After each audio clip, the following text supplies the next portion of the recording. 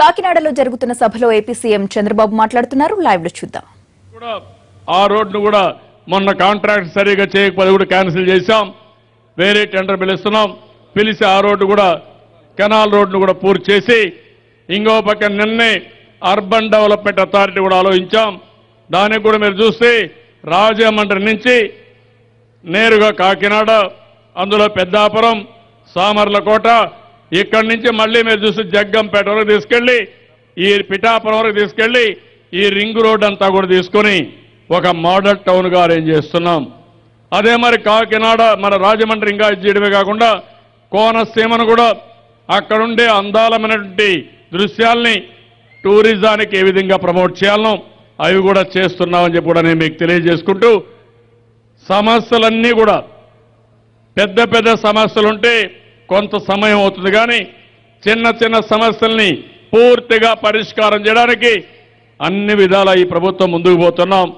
నాకు కావాల్సిన మీ సహకారం కావాలి, మీ అందరి అభిమానం కావాలి, తప్పకుండా చేయాల్సిందిగా నేను కోరుకుంటూ, ఈరోజు మీరు చూస్తే శ్రీలంక మనకంటే చిన్న దేశం, చాలా బ్రహ్మాండంగా చేశారు. దోమల్ని పూర్తిగా నివారించారు. 10 పాయింట్ ప్రోగ్రాం పెట్టుకున్నారు. అన్ని కూడా పూర్తి చేసే పరిస్థితి వచ్చారు. మనం కూడా రాబోయే రోజుల్లో ఇంకా పగడ్బందీగా చేస్తారని తెలియజేసుకుంటూ, అందరూ లేచి ఇప్పుడు ప్రతిజ్ఞ చేయాల్సిన అవసరం ఉంది. అందరూ లేచి ఒక ఓత్ తీసుకుందాం. దీంతో మన మీటింగ్ పూర్తవుతుంది. గట్టిగా చెప్పాలి.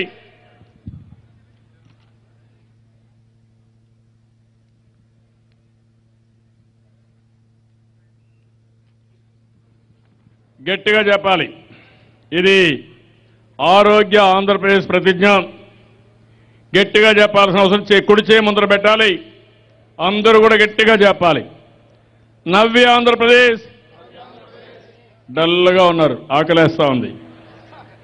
గట్టిగా చెప్పాలి. నవ్య ఆంధ్రప్రదేశ్ నిర్మాణంలో భాగస్వామిగా ఉన్న నేను ఈరోజు ఇక్కడ ఈ క్షణాన ఒక స్ఫూర్తిదాయకమైన గొప్ప సామాజిక ఉద్యమానికి శ్రీకారం చుడుతున్నాను.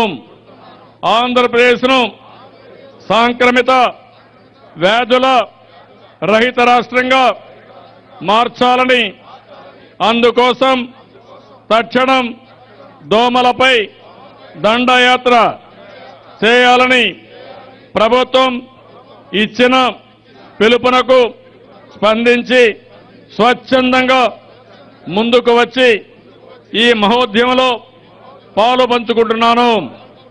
ఈ రాష్ట్ర పౌరుడిగా నా బాధ్యతను నిర్వర్తించడానికి ఇక నుండి నా ప్రతి వారాంతాన్ని సామాజిక కార్యక్రమాలకు కేటాయిస్తానని, ముఖ్యంగా ప్రతి శనివారాన్ని ప్రత్యేక రోజుగా పరిగణించి దాన్ని ఆరోగ్యవారంగా మలుచుకుంటానని ప్రతిజ్ఞ చేస్తున్నాను.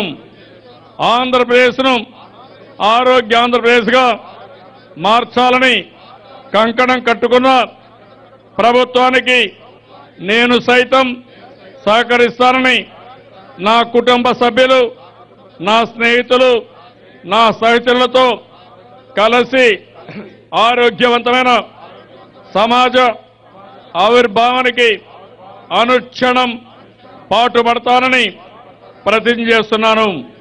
ప్రజారోగ్యం, పరిసరాల పరిశుభ్రతకు ప్రాధాన్యం ఇస్తూ అంటువ్యాధుల పట్ల అనుక్షణం అప్రమత్తంగా ఉంటానని, ఈ రాష్ట్రం నుంచి 9 రకాల వ్యాధులను 100% నిర్మూలించడమే లక్ష్యంగా పనిచేస్తున్న ప్రభుత్వానికి మనస్ఫూర్తిగా సహకరిస్తానని ప్రతిజ్ఞ చేస్తున్నాను.